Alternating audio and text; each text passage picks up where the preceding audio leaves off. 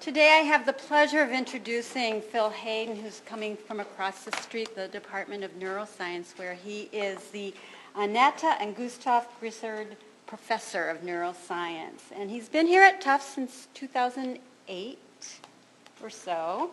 And before that, he started off in England, where he got a PhD and his bachelor's degree in physiology, right? And then headed to the Midwest in Iowa, where he worked as a postdoc and did some research there. And on his way back to Boston, stopped in Pennsylvania, where he was in the zoology department and did some research there. But we're lucky to have him here to talk about what he does on astrocytes, which are a form of glial cells, and what they do and why we should care. Okay, thank you.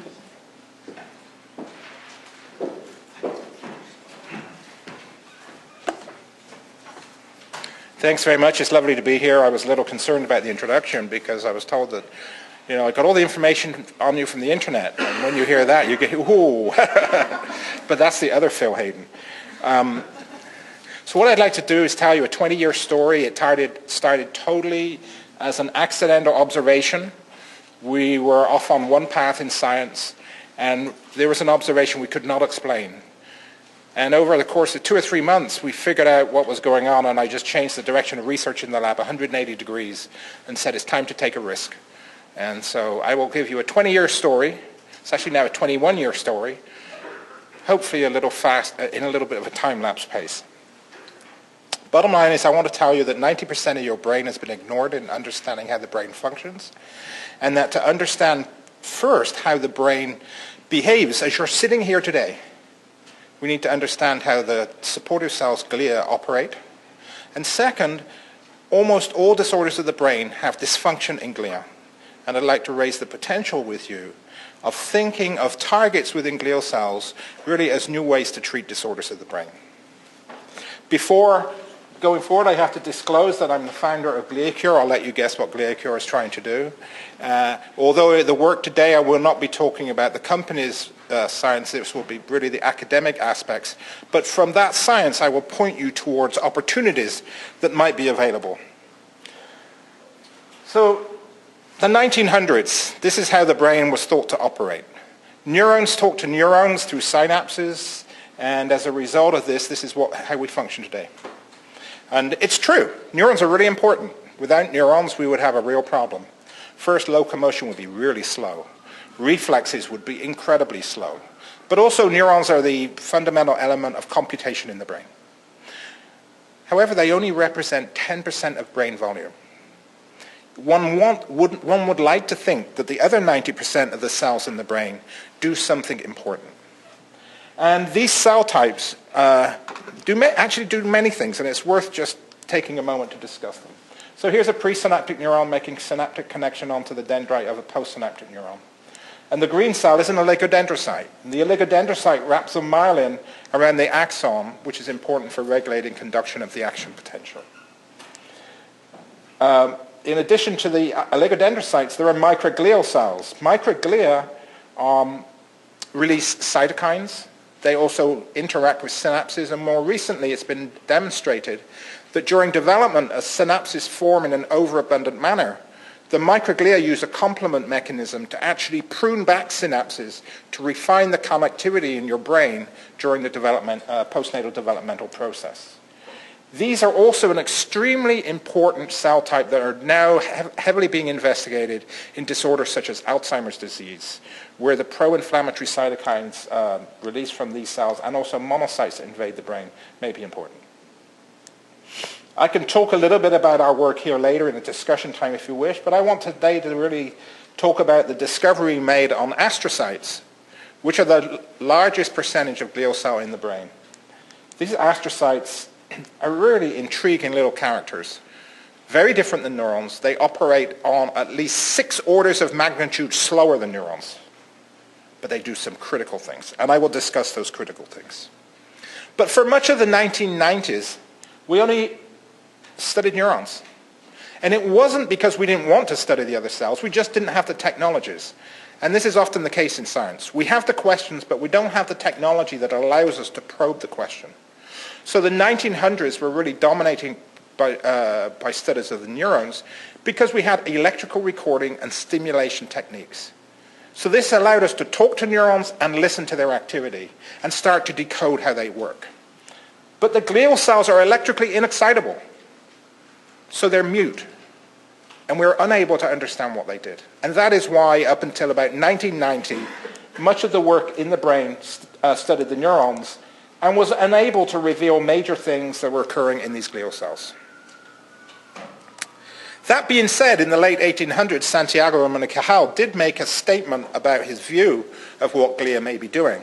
So a former postdoc fellow in my lab, Alfonso Araque, is a faculty member of the Cajal Institute. And so when I visited him, we went to the Cajal Museum. And we were actually able to put on the gloves and go through all of the hand pictures that Cajal had drawn. And this is one of them, which is taken from the cortex of a man. And here Cajal has drawn the cell types he saw. So these three cells here are neurons. These are the cells we recognize. But this character in the center here is a glial cell, and in fact this is an astrocyte. And the structure of the astrocyte allows you to make some predictions about what it might functions it may perform. So first off, its processes touch this vasculature. Contacts the vasculature and contacts the neuron. So the idea was rapidly developed as the notion that the astrocyte would provide metabolic support to the neuron. Maybe it could provide nutrients, maybe it could take out some of the garbage. We now know that during synaptic activity, the synaptic activity drives biochemical signals within the astrocytes, which then talk to the vasculature to cause vasodilation to increase the blood flow during heightened activity. So when you see on Discovery Channel the beautiful images of functional MRI with changes in blood flow, it's actually the astrocytes that are talking to the vasculature as this intermediate. Additionally, the astrocyte makes exuberant contacts and makes them with many neurons. And one idea that's now emerging is that they can coordinate synaptic activity in little volumes in the brain. Now, what Cajal looked at this, and in a way that Cajal manages to do everything, he predicted that the astrocytic processes may extend and retract, and as a consequence, regulate sleep and wake. And today I'm going to talk to you about sleep and wake with molecular genetics and how the astrocyte can influence this. So they extend between neurons, act as circuit breakers to facilitate sleep, but when retracted, allows circuits to communicate, facilitating wakefulness. So I'm not going to say about extension and retraction, but I'll show you. If you stay up late tonight and feel drowsy, you have to blame your astrocyte. Your astrocyte is trying to drive you to sleep. The astrocyte releases a compound called adenosine. An adenosine receptor antagonist that wakes us up is caffeine. So in the morning when you drink caffeine, thank your astrocytes for allowing you this addiction. So from 1900-ish to, there was the initial studies on respiration by Lord Adrian, where we record respiratory barrage of action potentials in, I think, 1930. We came through Hodgkin, Huxley, Katz, and so on, and we understood how neurons work.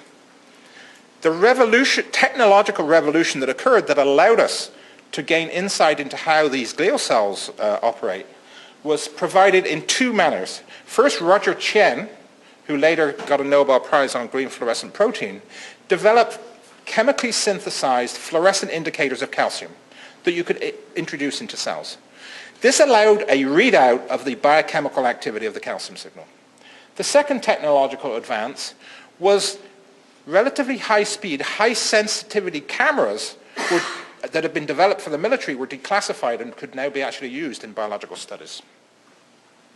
So I remember the day this paper was published. This is one of those papers that has had a massive impact on your glia. And it was from Steve Smith's lab. And what he did, he took astrocytes, put them into cell culture, imaged calcium, and added the major excitatory transmitter of the brain, glutamate, to the dish. And he saw calcium signals oscillate. We had no idea what it meant. But this showed that not only can a neuron talk to a neuron, but it has the potential to talk to the astrocyte. But what does the calcium signal do? We really didn't know. This now comes the accidental discovery. So I was working with a student, Vlad Parpura, and we were collaborating with a colleague at the Iowa State Vet School who studied pain. And he had dorsal root ganglion explants in culture, let the axons grow, And we take the superfusate and measure glutamate with HPLC. So he was able to provide compounds like bradykinin, capsaicin, because he was studying pain, and he would find that glutamate would be released into the dish. I said, well, why don't we cut out the X-band and let all the axons die? So we did this, and we thought we had an empty culture dish, but the culture dish still released glutamate. So we looked in the microscope, and there were these cells. I didn't even know what the cells were. So we later figured out they were migrating out of the dorsal root ganglia and proliferating. So then we went on and did later studies on purified astrocytes. And here is a purified bed of astrocytes. Apply bradykinin, mobilizes calcium, glutamate's released. And this release of glutamate, calcium is both necessary and sufficient for the release of glutamate. It's just like a nerve terminal. Calcium is necessary and sufficient. The time scale is different. Here, this is occurring on a time scale of seconds and minutes, as opposed to milliseconds and tens of milliseconds. So astrocytes can do something similar, they just do it slower. They can release glutamate. They can also release ATP, which will be a major transmitter I discussed today. This is my former postdoc mentor, Ben Cater, and his postdoc, Peter Guthrie, did a lovely experiment. So when you have astrocytes in culture, if you get a calcium elevation in one, it will propagate as a calcium wave. And the first experiment he did, he just made a scratch between astrocytes. The wave would come to the edge, then there was a delay, and suddenly the wave would start across this non-neuronal boundary. So there must have been a diffusible signal. So he then took a pipette and he just sucked the saline above cells that had a calcium elevation, and then applied it to cells at a distance. And when he applied that saline that had been collected from around cells that had excitation, it was able to promote excitation. And through methods that you can all anticipate, antagonists and luciferase bioassay, he demonstrated that the calcium signal releases ATP. ATP then acts on purinergic receptors to mobilize calcium that stimulates more ATP release, and you get this regenerative wave of calcium. So several transmitters in culture have been identified that can be released from astrocytes, and the challenge was to begin to understand what happens as we get to more intact nervous systems, brain slices, circuits, behavior. And that is the story I'd like to take you through. By 1998, so we just done 4 years in 5 minutes, so we're on schedule. By 1998, we had discovered that if you now have neurons in contact with astrocytes, that the astrocyte-releasing chemicals can modulate synaptic transmission. And so we developed the concept of a tripartite synapse, whereby there's the presynaptic terminal, postsynaptic element, and they talk to one another. But the third element is the astrocyte, and it is very important for modulating how that synapse performs. And in this diagram, I'm showing a few of the important steps. First off, with presynaptic activity, you get an accumulation of extracellular potassium. And it's every one of you who knows the Nernst equation, if you accumulate extracellular potassium, you depolarize neurons, and you can end up with epileptiform activity. The astrocytes have a very high resting potassium conductance. So when neurons release potassium, it can be buffered into the astrocyte. So that's one important function. Another is you want to clear away chemical transmitter. For example, if you release chemical transmitter into the cleft, and if it stays there, the postsynaptic receptors will desensitize, and so subsequent action potentials will have no effect. Astrocytes express a high density of transporters that then bind avidly the transmitter, internalize into the astrocyte, and then supply it back to the nerve terminal as renewable transmitter. But in the early 90s, the breakthrough discovery was they contain receptors. And the list of receptors probably goes from the top of this building down into the basement. Just as neurons have a plethora of receptors, astrocytes have a plethora of receptors. They have metabotropic receptors, ionotropic receptors. But what happens is, you don't cause a voltage change and an action potential, you cause biochemical signaling that's slower. So from this tripartite synapse, how can we go from cell culture to in situ to in vivo, behavior, disorders of the brain? We needed cell-specific molecular genetics. Because we can pharmacologically manipulate, but we can't target a pharmacological agent just to an astrocyte as opposed to a neuron. So the way we perform this, I'm going to talk only about ATP and adenosine today, and mostly on adenosine. And I'll show you an approach we've taken which can impair the accumulation of adenosine, impact sleep homeostasis, and is intriguing in relation to mediating antidepressive effects of sleep deprivation. So I'm going to give you 4 little nuggets: astrocytes and sleep homeostasis. We can measure adenosine now in freely behaving mice and make the molecular genetic changes in those mice to see whether it comes from the astrocyte. We'll do another astrocytic manipulation that reinforces that what we have identified in 1 and 2 is in fact correct. And then we'll talk about antidepressive-like behaviors in mice. And then at the end, we can wander into many directions. For example, we're now doing all these studies in aging mice, in mice with transgenes to make them have an Alzheimer's-like phenotype. And we see very clear phenotypic changes. So how do we perturb the system? I'd like to say we're smart, but we're not. We're copycats. We just like to use the literature to our advantage. And in the field of synaptic transmission, it's known that exocytosis, and this is just the corner of a vesicle, requires a protein complex called the snare complex, consisting of 3 proteins and 4 snare domains that form a complex that's necessary to allow a vesicle to fuse. The blue protein, also named VAMP2, we express this is Qi Zhang's thesis. He expressed the snare domain in the absence of the vesicular tether. And by doing that, he was able to show that if he just expresses this domain, it competes with the endogenous proteins and prevents the complex forming. If the complex doesn't form, you don't get regulated exocytosis. That was his thesis. Don't tell him I summarized it in 1 slide. So with that knowledge, we then went on and said we need to make a mouse in which we can express just this snare domain only in astrocytes, and we make it conditional. So we worked with Ken McCarthy's group, and the results are summary. Because this is published, I'll just give you the summary. So we used the tetracycline system, the TET-off mouse, and we first need to get cell selectivity and second conditional expression. So we used the human GFAP promoter to drive a transactivator TTA. We then made mice with a TET operator that's responsive to the transactivator to drive the snare domain and a reporter gene EGFP. So we take 1 mouse containing the GFAP TTA gene, the others carrying this, mate them, and then offspring that carry all of these genes in astrocytes, because this is an astrocytic promoter, we will get transgene expression. But so that it's conditional, we include doxycycline in the food at the time that we bring the mother and father together.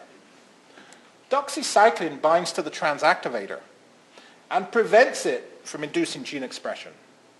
So at the time that we put the parents together in the cage, doxycycline's in the food, and we keep them on a diet of doxycycline until the mice are beyond weaning. So then we remove doxycycline, over 2 weeks transgenes are expressed. So we're only studying these effects in adult mice. So is it expressed in astrocytes? So these sort of green bushes here are the incredibly fine processes of the astrocyte.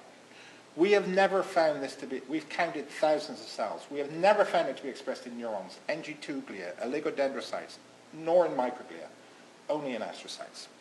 So here in pink is the pyramidal neurons of area CA1, no transgene expression. So what does it do? So our next accident, we actually, when we made this mouse, we were trying to do something else. Everything that's good in my lab is an accident. Actually, I believe when people find things that we don't predict, that's when I really believe the experiments.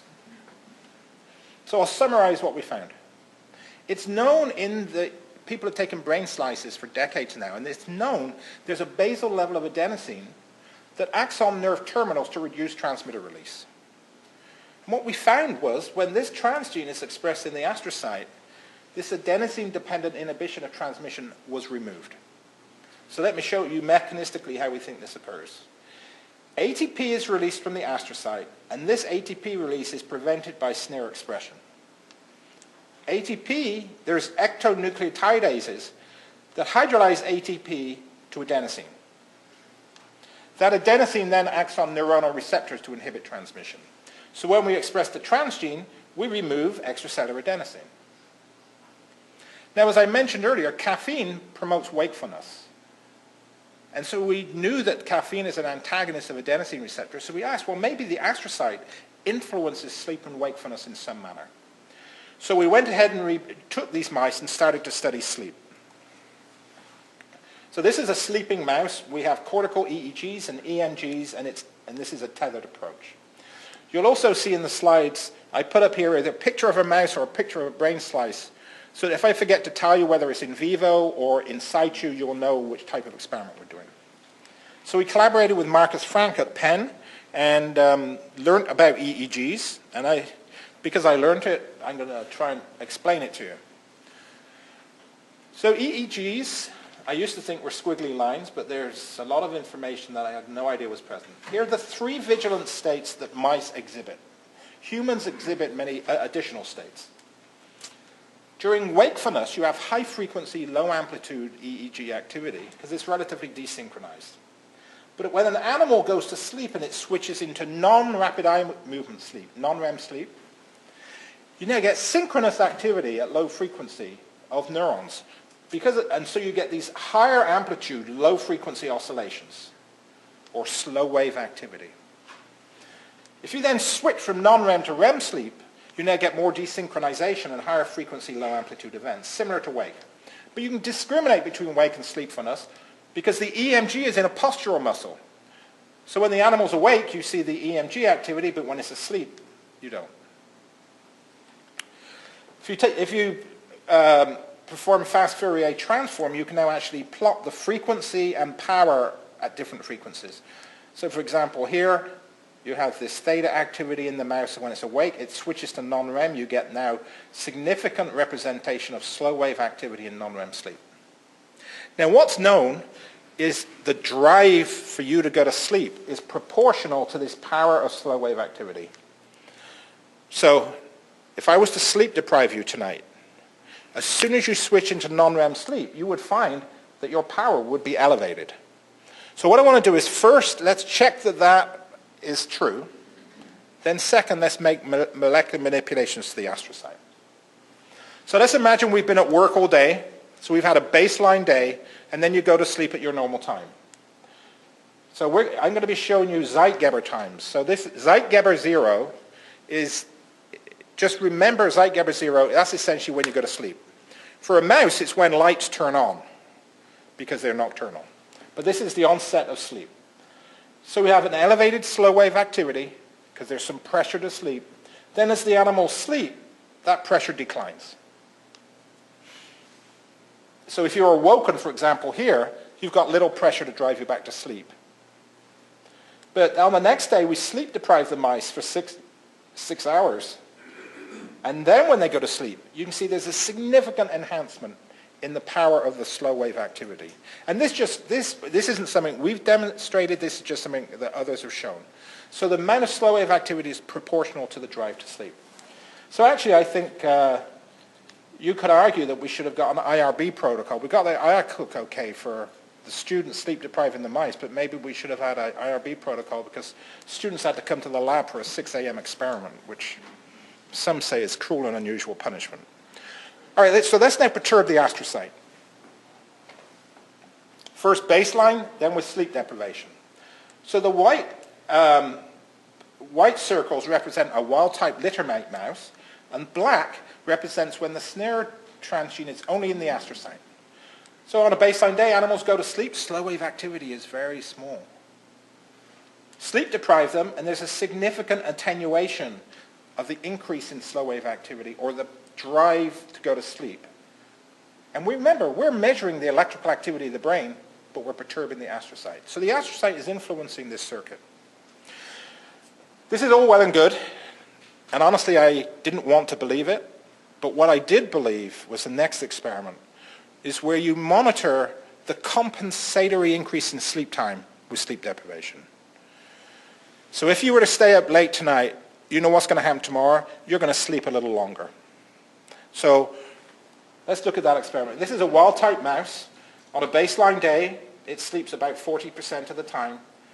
But then with sleep deprivation, it gets a compensatory increase in sleep time. Express snare in the astrocyte, they don't compensate.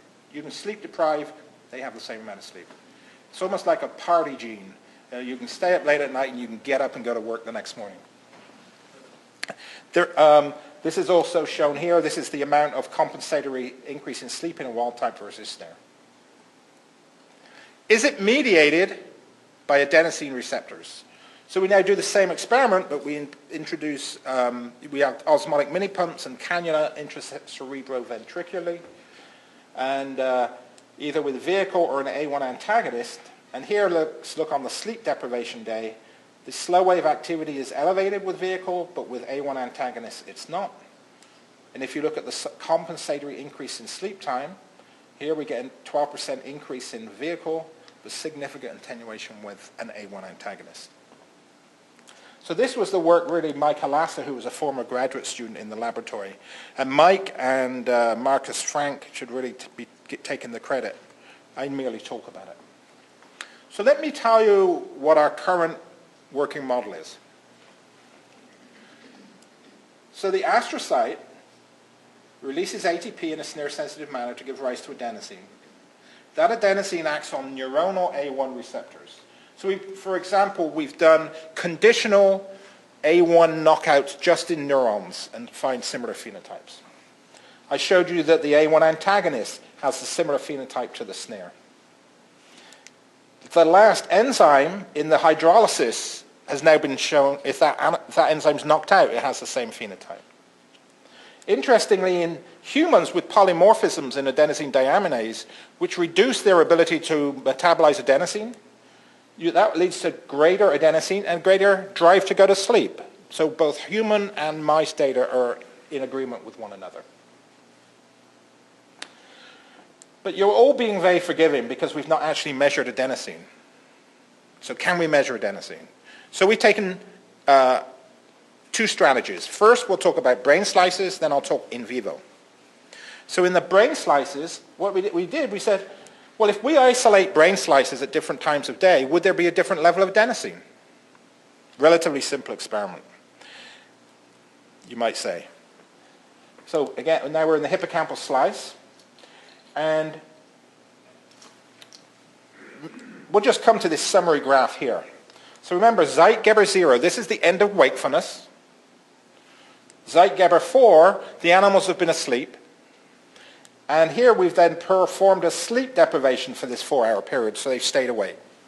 So a wild-type animal, adenosine tone, and this is by monitoring synaptic transmission and the relief of the A1 inhibition, is elevated, but significantly less in a snare animal.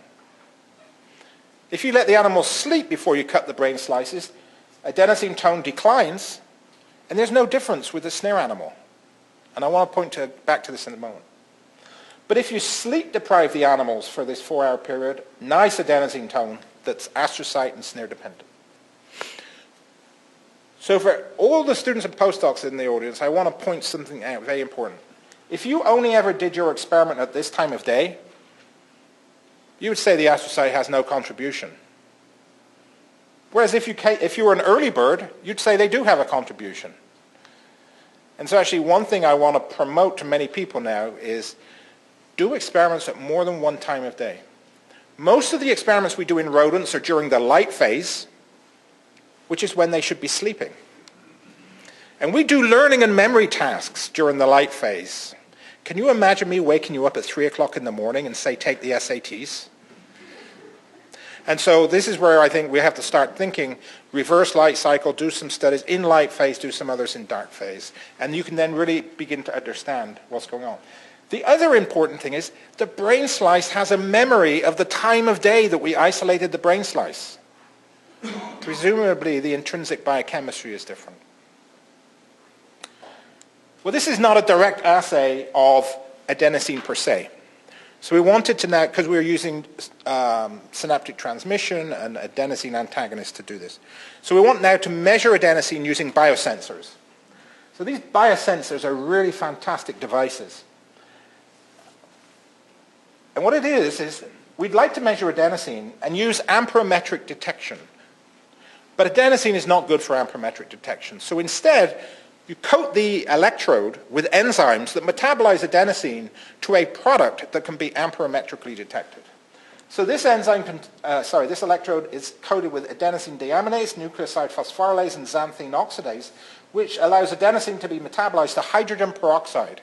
And we can then detect an electron when we polarize the electrode to plus 600 millivolts. Hydrogen peroxide donates this electron. So we can detect a current. But when we detect that current, we don't know, is it because adenosine was present, or maybe inosine, or maybe hopoxanthine? So we have to use two electrodes. One electrode with all three enzymes, and one in which the first enzyme is missing. Calibrate both electrodes, then subtract the signals to give us a pure adenosine measurement. So Ian Schmidt has done this in the laboratory, and here's an example. This is in a brain slice. So here he's got the current from the three enzyme biosensor, we'll call it adenosine biosensor, the two enzyme biosensor, inosine biosensors, and then with subtraction. So he places an adenosine biosensor, gets a current, brings in the inosine biosensor, then we subtract those signals here. Then he removes the inosine biosensor. So now this adenosine biosensor is measuring all of the metabolites in the dish. And what we do is we measure the difference between this signal with both biosensors as opposed to when both biosensors are out of the brain slice, followed by a calibration. So let's do this in situ. Zeitgeber 0. Animals have been awake. Here's a different wild type. The paired biosensor signal subtracted compared to out of the brain slice. So this is our basal adenosine. If the animals have been allowed to sleep, we take them at Zeitgeber 6, there's less adenosine. But if we sleep deprive them from 0 to 6 before cut and slice, there's elevated adenosine. Snare animal, low adenosine, low adenosine, low adenosine. So this is what you see here. The animal's been awake, elevated adenosine that is astrocyte and snare dependent. By Zeitgeber 6, there's no difference between the two. The astrocyte was providing the adenosine here. But if we sleep deprive, we now have continued elevated adenosine that's astrocyte dependent. So that's nice. Let's go on and do this now in vivo. And this has been a technical challenge. And this is Tamara Blutstein's work and Ian Schmidt. And I remember, they're not here, I don't think, so I can actually make this comment. I remember sitting at the table in my office saying, you have to do this in vivo. You have to have two biosensors in vivo and EEG and EMG, and they said it would be impossible. I said, leave the room and come back when you figured it out. And give them their credit, they figured it out, and these experiments are working absolutely beautiful. So this is a mouse. It's got two biosensors into its hippocampus. It's got the EEG and EMG electrodes, and this is showing the placement of a biosensor into area CA1 of the hippocampus. So let me show you raw traces. EEG, EMG, the adenosine, the 3-enzyme biosensor, and the 2-enzyme biosensor. And here the animal is just waking and sleeping at will, and then we wake it ourselves. Remember, during non-REM sleep, you have the high amplitude event. Okay, so this is non-REM, and there's low activity in the postural muscle. We wake an animal up during sleep deprivation, more activity in the EMG, the lower amplitude wakefulness signal. And these biosensors change. All right, so let's now score this for the different vigilant states, calibrate, subtract, and see what we find. So here's an animal spontaneously switching between vigilant states, and then we wake it up. Here, for example, the animal wakes up on its own. Adenosine rises, goes back to sleep. It declines. We wake it. Adenosine rises. We wake it again. Adenosine rises. This is quite incredible. The mouse is just moving around. It's in its cage. And you see adenosine going up and down, depending on whether it's awake or going to sleep. So now let's take that sleep deprivation period and average across all animals where time 0 represents the synchronization of enforced wakefulness. So the animals were in non-REM sleep. Adenosine was declining. We wake them up. It increases. Then they go back to sleep. Is this regulated in vivo by an astrocyte snare-mediated process? Of course you know it's going to be, right? Because I asked the question. Yes. This is awesome.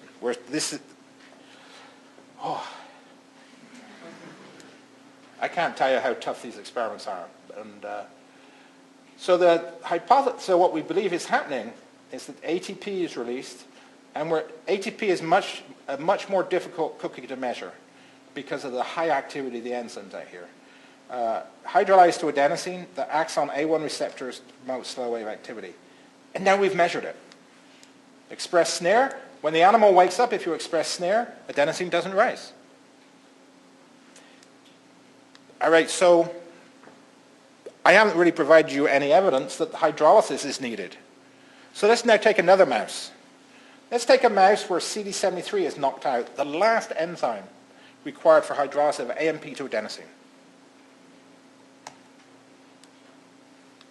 Way cool. These results came in last week, so my brain is really enjoying them. So what that says is, not only is it a snare-sensitive release that gives rise to adenosine, but hydrolysis of the higher energy precursors is required to give rise to that adenosine. This is enforced wakefulness. Spontaneous wakefulness works as well. So here, again, we synchronize the timing at time 0 with the transition to a spontaneous wakefulness. Adenosine declines, the animals wake, and we get about 100 nanomolar increase in adenosine that is snare sensitive. The results with CD73 knockouts are still being analyzed. It takes a long time to go through this data. But this is, you might guess, I'm a little excited. We wake, we have a snare sensitive release of ATP, we get a ectonucleotidase-dependent accumulation of adenosine that regulates slow wave activity. In humans, this adenosine deaminase polymorphisms regulate adenosine and slow wave activity. There's also experiments done in mice with adenosine kinase manipulations. And if you increase adenosine kinase, you phosphorylate adenosine and you reduce extracellular adenosine, reduces sleep pressure. If you do the opposite, it increases adenosine, increases sleep pressure. There's always the possibility that things are going on we don't understand. So we wanted to find an alternative way of attacking the same problem and ask, truly, is the astrocyte involved? So one of my colleagues, Mike and Nedegaard, published years ago that Conexins can regulate ATP release from astrocytes. So we thought, what if we can knock out Conexin 43? Would we see a similar phenotype? Now, Conexin 43 is expressed in the heart, and in the brain it's expressed only in astrocytes. So if you have a Conexin 43 knockout, it's a lethal mouse because your heart doesn't work. So we've now used a mouse in which we cross, again, the astrocytic promoter with Cre recombinase to flux Conexin 43. When you do this, you lose a substantial amount of the Conexin 43 in the brain. You're all experts now at interpreting all these sleep diagrams, and hopefully these sleep diagrams are not raising your adenosine levels too much. So here is a baseline period, increased slow wave activity, a little pressure to sleep. As you sleep, it dissipates. Conexin 43 knockout, flat. Is that only Conexin 43, or are you manipulating all the connexins are not being changed, and Conexin 43 is sufficient to generate the calcium? Yeah, so the question is it only Conexin 43 or are other connexins changing? So for example, there's Conexin 30 in astrocytes. And in this particular line, Conexin 43 is only changed, and there's no compensatory change in Conexin 30. And there was a presentation by Christian Jean a week ago, and what he showed was that he could take brain slices and look at the slow oscillations that underlie slow wave activity.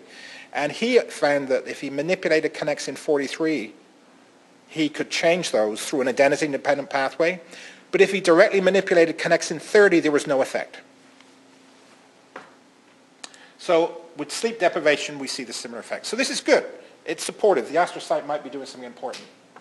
You now know how to make adenosine biosensor measurements. So here's our adenosine signal, then both electrodes out of the slice. But with the Conexin knocked out, there's less adenosine, which is shown here. And note, this is at Zeitgeber 0, after the animals have been awake, when we know there's the increase in adenosine. So these two animals seem similar, but as you look further, there are actually differences.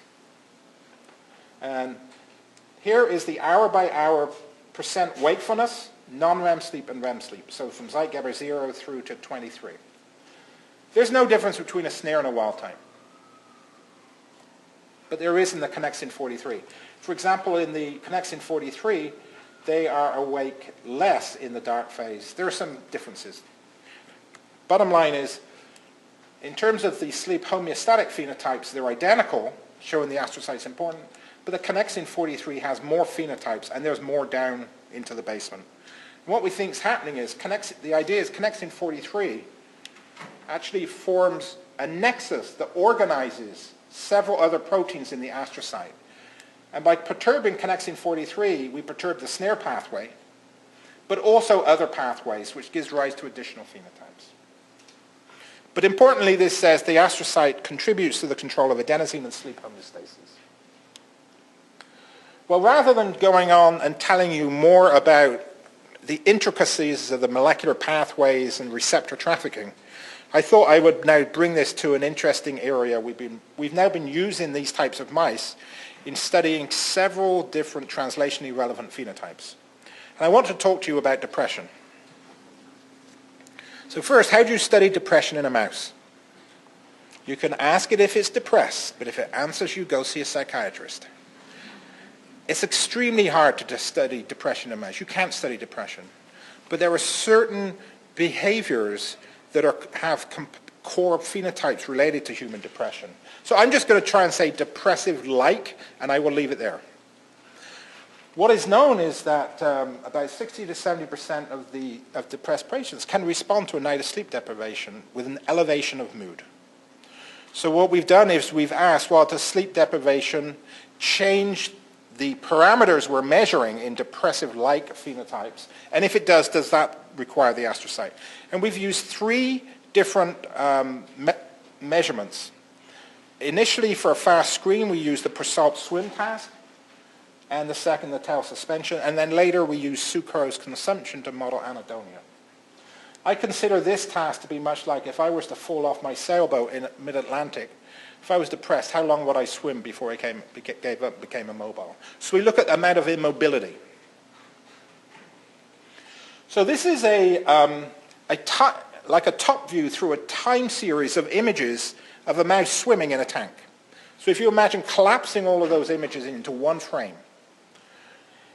And so we're now looking in pseudo-color at the amount of time in those frames that the mouse was in one location. So if it was in one location a long time, it's a warm color showing immobility. So this is a wild-type mouse, which was allowed to sleep as much as it wanted. If we sleep deprive the mouse for a full night in advance of the task, you can see it looks like there's less immobility. We only ever swim the mice once because the act of swimming in this task will change their behavior. So we look at the histograms. Sleep deprivation significantly reduces immobility. If we express snare within the astrocyte, sleep deprivation no longer has a significant effect on immobility. Now, as an important control, which I didn't discuss earlier but was present in those experiments, we then take mice where we keep them on a diet of doxycycline so the transgenes aren't expressed. So this controls for insertional effects of the transgene. If doxycycline is present, sleep deprivation is still effective. Okay? So transgene on, sleep deprivation is ineffective. Transgene not expressed is ineffective. Tail suspension test. Sleep deprivation reduces immobility. Snare expression in the astrocyte prevents it. Interestingly, we did chronic treatment of mice with imipramine for 14 days. And when we do imipramine and follow with the forced swim task, there's a reduction in immobility. But this is not sensitive to snare expression in the astrocyte, either suggesting sleep deprivation acts through a different pathway or that the imipramine sensitive component is upstream of the snare pathway. So does this astrocytic ATP adenosine contribute? So we've gone to adenosine 1 receptor knockout mice. Hopefully from this immunocytochemistry you can see the A1 receptor is missing. And in addition, A1 antagonists delivered into the brain. A1 receptors are present throughout the body, so we can't control here for any systemic effects of A1 knockout. So we deliver our antagonists to the brain, and we ask, do we see similar effects? So here's our control. Sleep deprivation reduces immobility, but in an A1 knockout, sleep deprivation is ineffective. And with intracerebroventricular delivery of an A1 antagonist, sleep deprivation is ineffective. Tail suspension test, we get the same results. Sleep deprivation, action on immobility is sensitive. It requires the A1 receptor both pharmacologically and with the knockout mouse. So is it that the mouse needs to be awake, or is it that by staying awake, adenosine is elevated to act on A1 receptors? Is there a way we can dissociate these two? So what we decided to do was say, let's add an A1 receptor agonist to stimulate the downstream effect and let the mice go to sleep. And when they wake up, what would we find? So we did intracerebroventricular administration of an A1 agonist. We used EEG to confirm the agonist was working, and then we did the swimming experiments. So with vehicle delivery, this was in the forced swim task, the immobility time. If we provided the A1 agonist through the nighttime, but the mice slept, when they woke, immobility was reduced, just as if we had sleep deprived them. Then in other mice, we didn't deliver the agonist any longer. We assessed them 24 hours later, and there was still significant reduction in the immobility. And this recovered over several days. Importantly, when we measure the EEG, you can see the EEG, there's changes in slow wave activity in the EEG, which is recovering on a similar time course. So the actual, I'll call it the structure of the EEG and the circuit behavior is changing in addition to this immobility. We then looked at sucrose consumption, so it's a very different task, and delivering this agonist also, it changed sucrose consumption, suggesting on those very different behavioral tasks, that when we bring this together, we like to conclude that the effects of sleep deprivation known in humans, we can model to a degree in mice, and the antidepressive-like effects of sleep deprivation in mice require the astrocyte and the adenosine pathway. Now, if I was to give you some illicit drugs, you would become more mobile. So it's important in all of these experiments that we ask whether this is specific to these tasks or whether we're just promoting hyperactivity.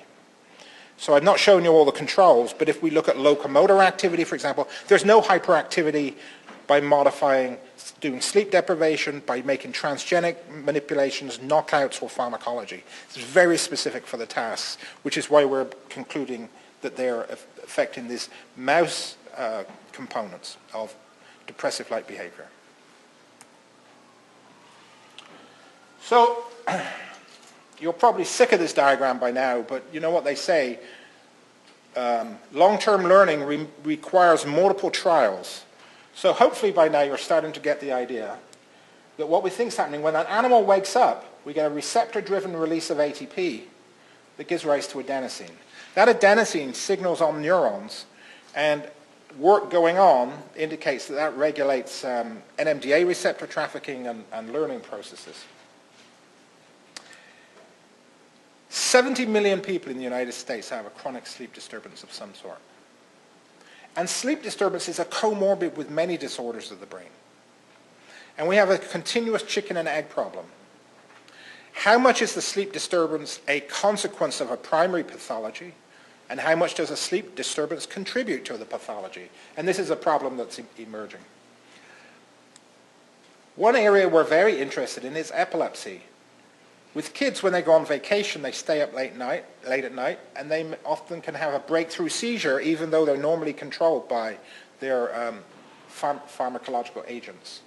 So sleep deprivation is known to reduce the threshold for seizures. So we're taking these same mice, and Jérôme Clazadonte is doing continuous video EEG monitoring of epileptic mice for 5 months, and is finding that this pathway has significant modulation of seizures. Sally McIver is looking into alcohol phenotypes. This is the favorite project in the lab. For example, one of the major indicators of relapse in a recovering alcoholic is sleep, a lack of sleep consolidation. And so Sally is finding that the sleep homeostatic pathway, which regulates adenosine, and the ability of alcohol, which inhibits the uptake of adenosine, that there's a convergence in the sleep homeostat. I've talked about depression, and now we're working in aged mice and in Alzheimer's mouse models looking at this sleep homeostatic pathway. There's major problems with sleep in Alzheimer's patients and Parkinson's patients. And so our goal is, by understanding the basic biology of how astrocytes work with synaptic networks, we can understand how the brain works and then begin to gain insights into disorders of the brain. But before you think that I think that it's all about glia, this is how I really think the brain works. The brain is a team. And the brain requires a fast car and a driver to get to the finish line. Those are your neurons. But the difference between coming first and second can be how well your engine is tuned, whether or not you get gas on time, whether or not you get your tires changed, and the pit crew are the glial cells. And they are there monitoring and responding and tuning this high-speed network so it can have optimum performance. And if the car doesn't work properly, if the driver doesn't work properly, and if the pit crew doesn't work properly, you don't have a good race. And so what we're now doing is really looking at ways to optimize the pit crew to facilitate neuronal function. The people who've done the work are Ian Schmidt and Tamara Blutstein on all the biosensors. Dustin Hines did the depressive-like studies. Mike Halassa was the original one who got us into sleep. And Jerome and Dustin have been doing the Conexin 43 work. And these are our collaborators: Nick Dowell for biosensors, Ted Abel for some learning and memory tasks, and Marcus Frank for EEG, Eliana Skemis for the Conexin 43, and this is the NIH that funds us. Thank you very much. Thank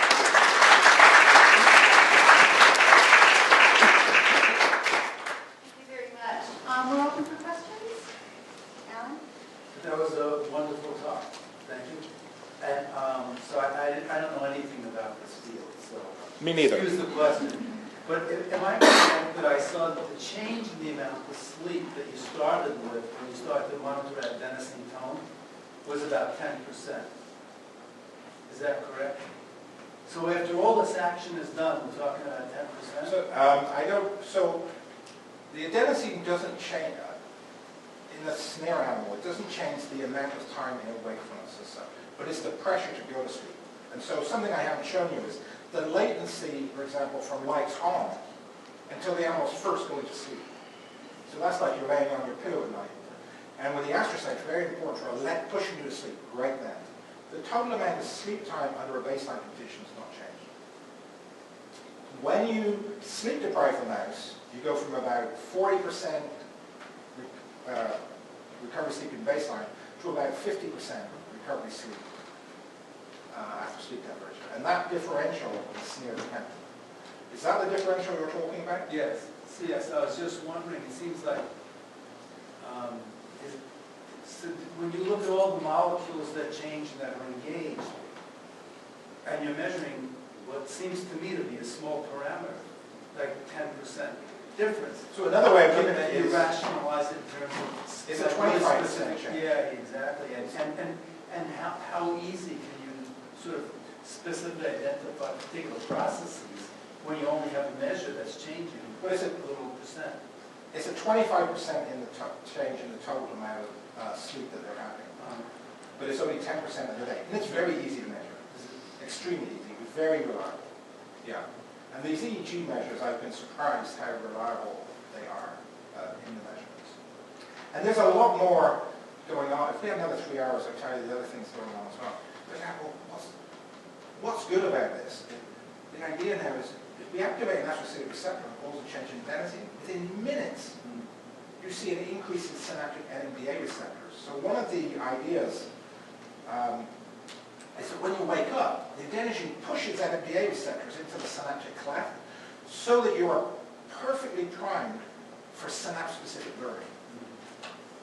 But then one of the downsides is A1 receptors inhibit the production of cyclic AMP, which is needed for memory consolidation. So when you go to sleep, adenosine drops, which will now allow cyclic AMP to go up and you consolidate memories. So you have memory consolidation phenotypes as well that I think we're going to, as well as LTP and learning phenotypes.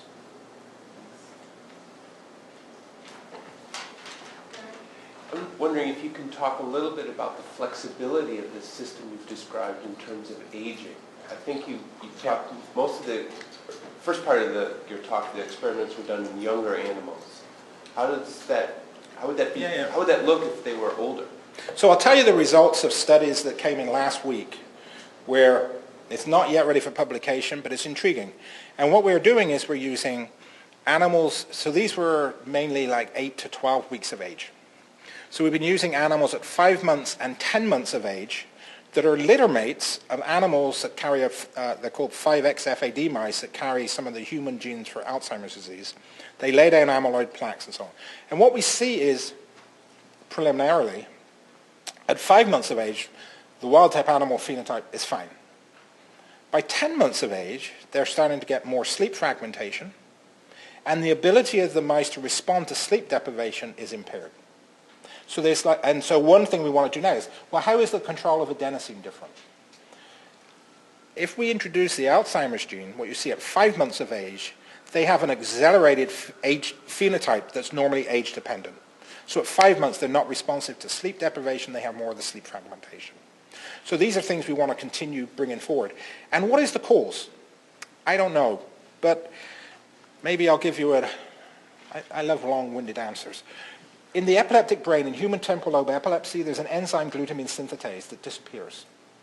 And glutamine synthetase, glutamate's taken up, converted to glutamine, and then it can cross the extracellular space without activating receptors. And it turns out inhibitory transmission requires glutamine for a renewable source of GABA. So in the epileptic brain, this precursor of GABA is gone. So we just perturbed the brain in a mouse, even just by introducing a virus. Astrocytes lose glutamine synthetase. Now GABAergic system is compromised, and in the region of the brain, you have massive epileptiform-like activity. The astrocytes are very plastic. You get a slight change in their environment or an injury to them, and their whole biochemical processing goes. So what we're anticipating, the hypothesis, is that with age, that what we're going to do is the enzymes that regulate this adenosine pathway are going to become dysregulated. And I'll have another example if we run out of questions, if you remind me. So you mentioned earlier that some of the glial cells are associated with the vasculature, at least some of those images. Is there any role for how some of these adaptations take place for some things that sort of appear in the circulation, for example? So most of these astrocytes are polarized and have one process that goes to the vasculature and the other process is wrapped synapses. So probably all of the astrocytes are in contact with the vasculature. And whether there's becoming more of an awareness, as I'm sure you're aware, that changes in the brain lead to changes that you can detect in the blood and vice versa.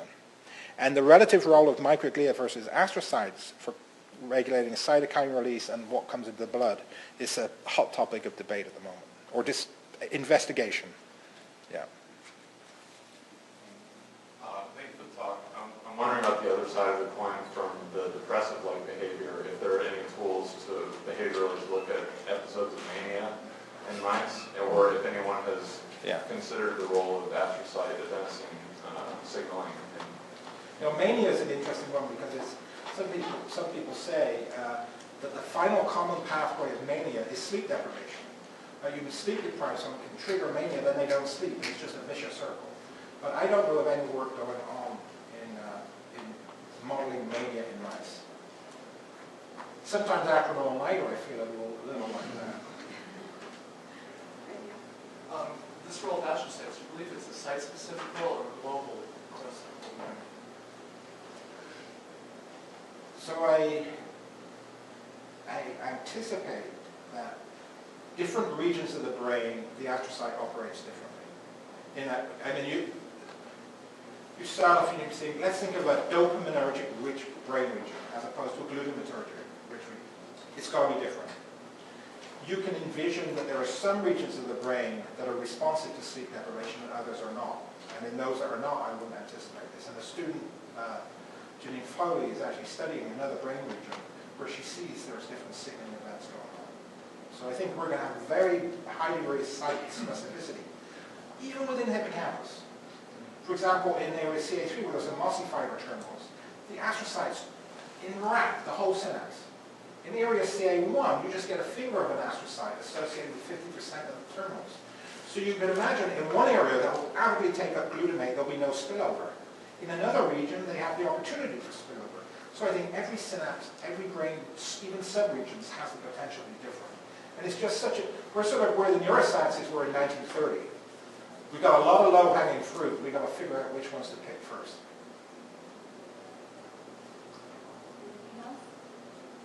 Let's thank again our speaker.